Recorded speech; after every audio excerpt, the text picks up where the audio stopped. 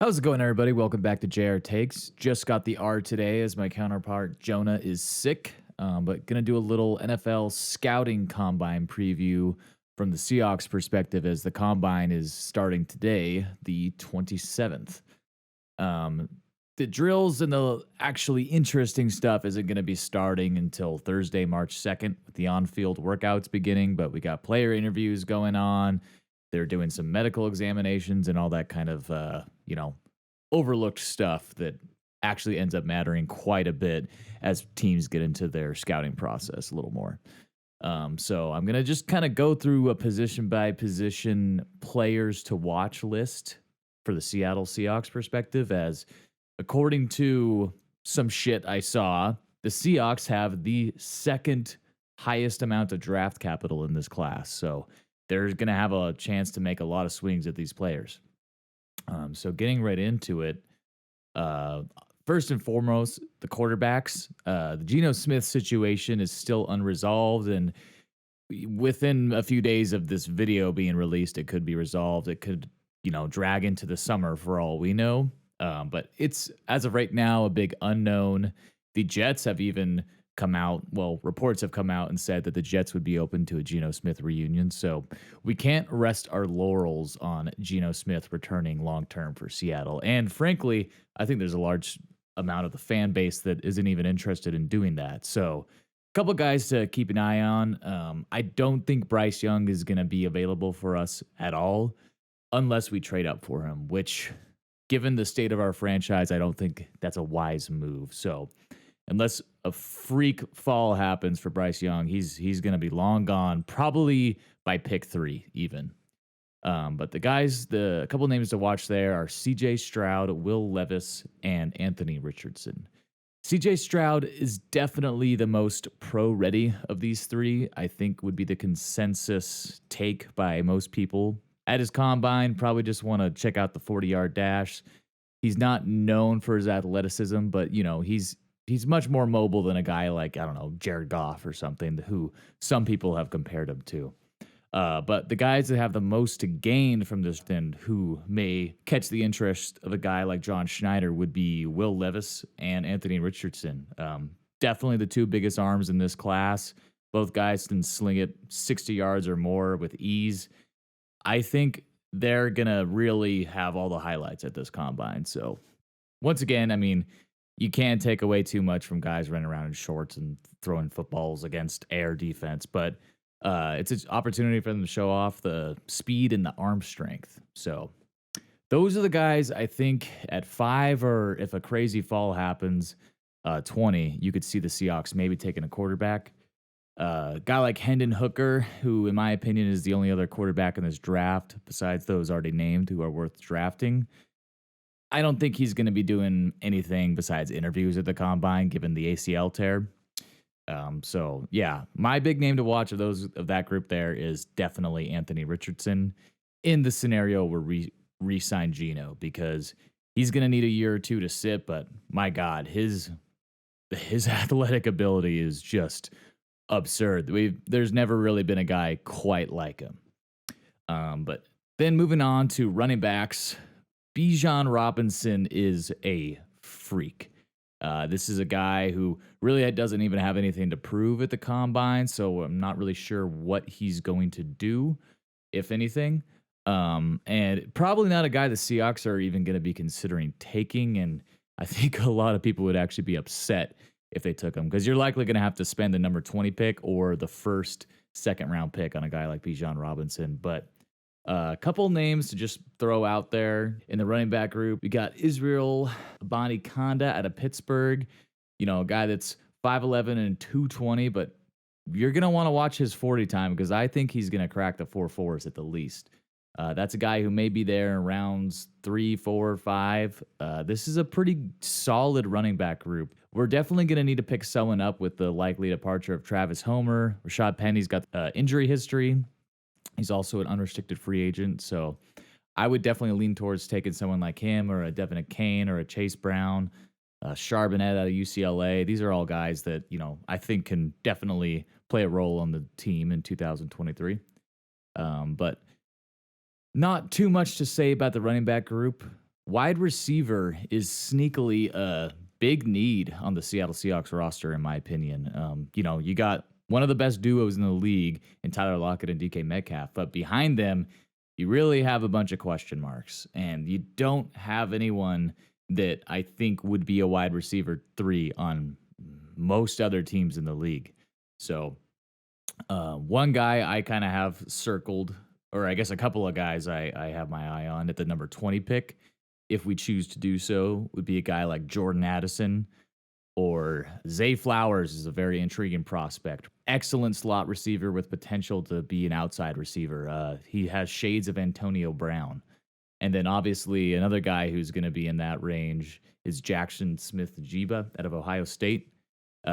Played almost entirely out of the slot in his college career, but just insane production, great route running ability. But a couple of sleeper guys to look for, and maybe round 4 or beyond, round 3 and beyond. A.T. Perry out of Wake Forest. This is not a guy who's getting a lot of media attention or anything like that. But he's 6'5" and 205. Was a touchdown machine, getting 11 touchdown receptions this year and 15 in 2021.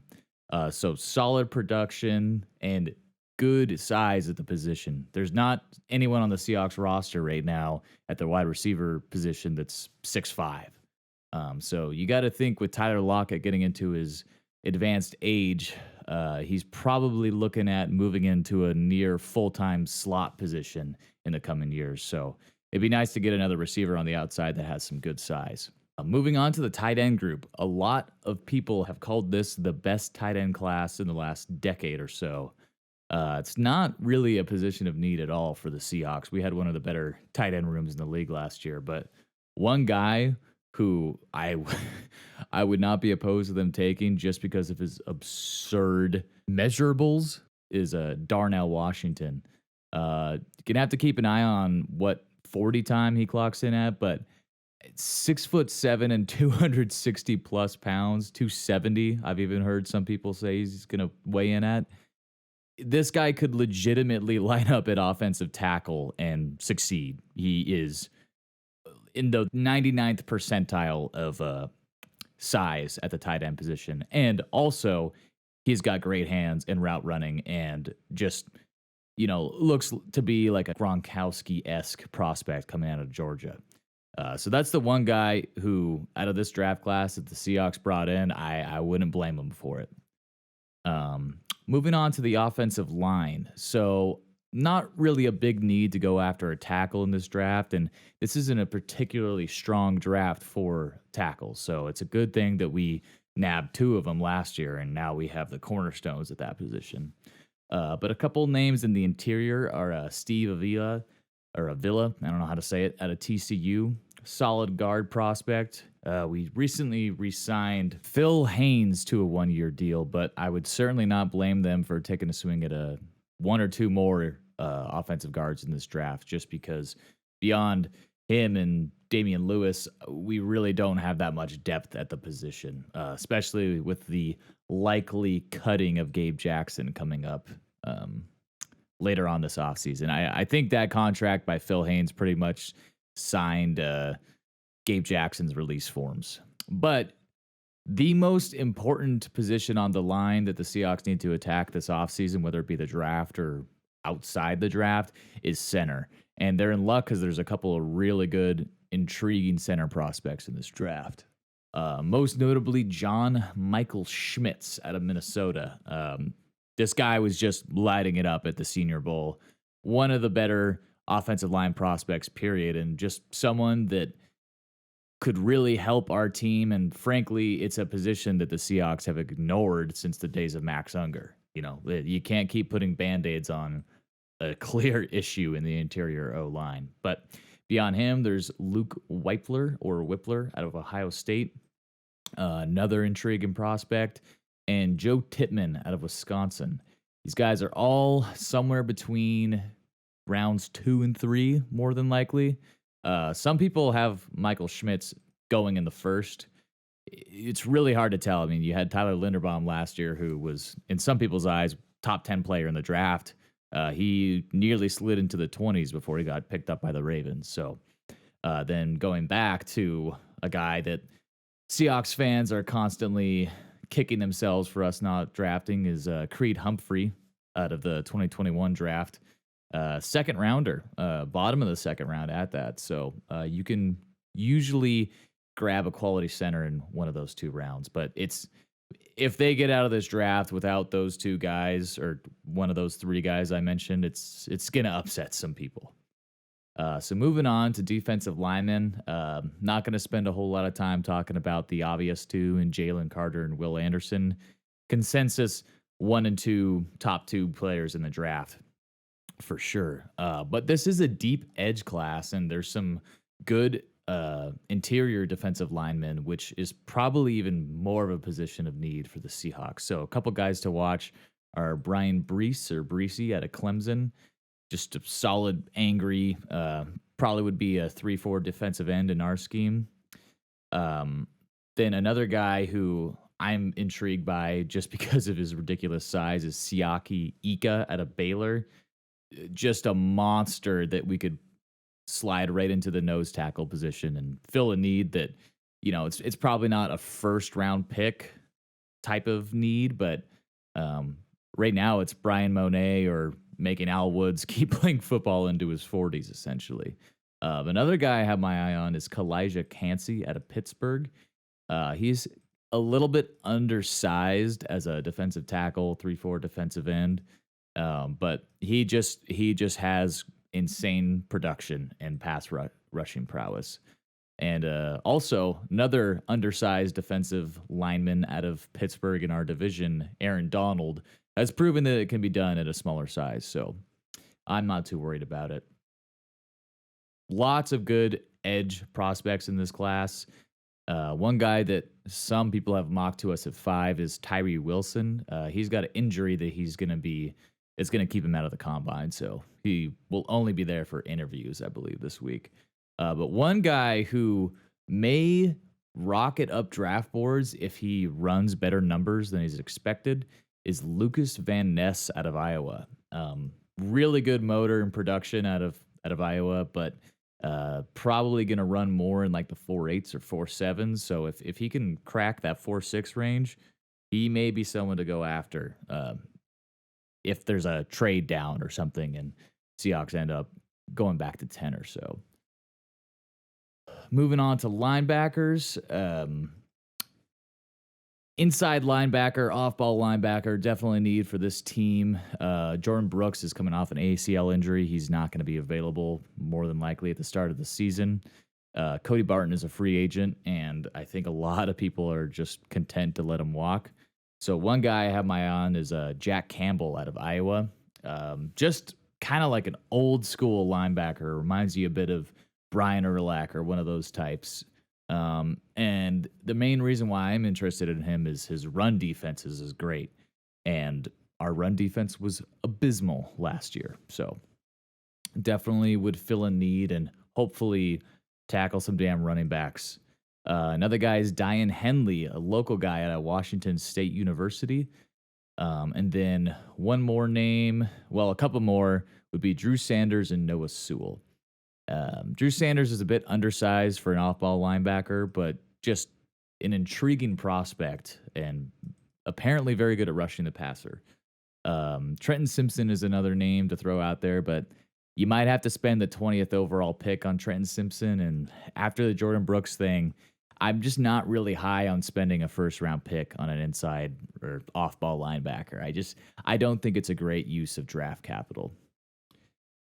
A couple names to look out for the defensive backfield are Jordan Battle out of Alabama.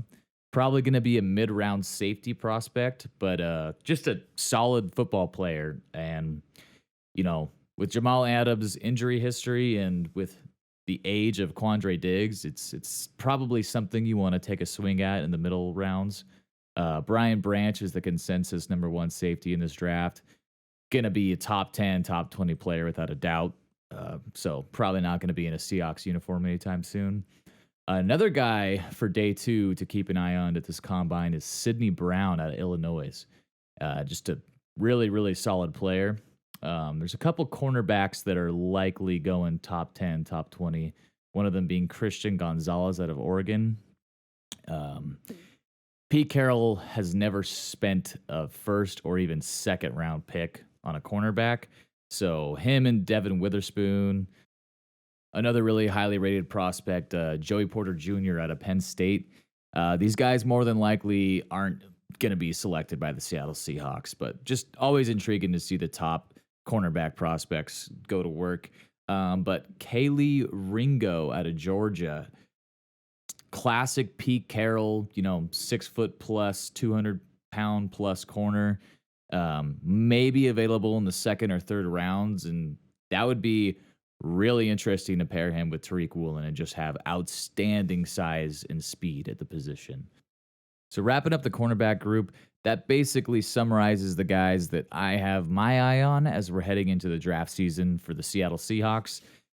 Everything is subject to change with, free agency not even starting yet. Obviously, the biggest domino for our perspective is Geno, but that's where it stands as of now. So thanks again for listening. Go ahead and comment someone that you have your eye on for this draft. And if you liked the video, go ahead and hit that like button. And if you really liked it, the subscribe button is always there too. Thanks again for checking out the channel, and we'll catch you on the next one.